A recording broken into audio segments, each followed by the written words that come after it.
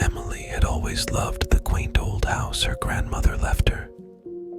Nestled deep in the woods, it had a charm that spoke of a simpler time. But from the moment she moved in, she felt a strange presence. The first night, she heard whispers.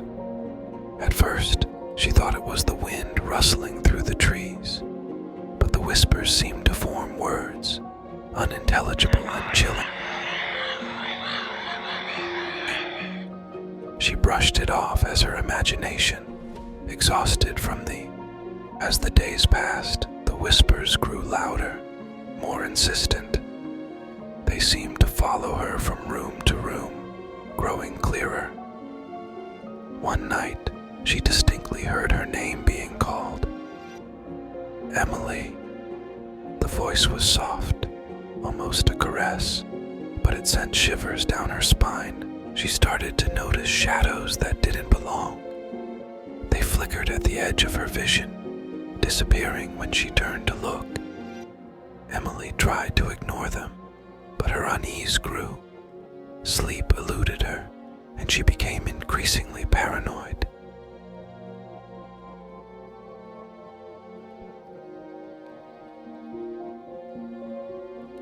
One stormy night, as lightning split the sky, Emily saw a shadow that didn't disappear.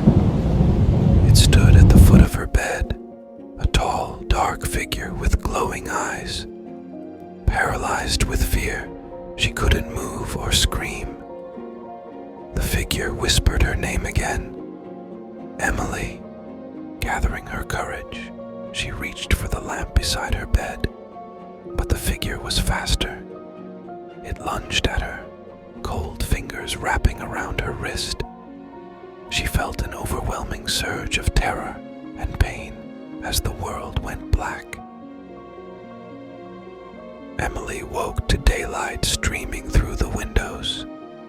The figure was gone, but her wrist bore dark, finger-shaped bruises. She knew she couldn't stay any longer. Frantically, she packed her bags, deciding to leave the house and never return. As she drove away, she glanced in the rearview mirror. Standing in the doorway, watching her with those glowing eyes, was the shadow. It raised a hand, as if waving goodbye. She never spoke of what happened, but the whispers and shadows never left her. They haunted her every night, a constant reminder of the horrors she had encountered in the house. And somewhere deep in the woods, the house waited, whispering her name, waiting for her to return.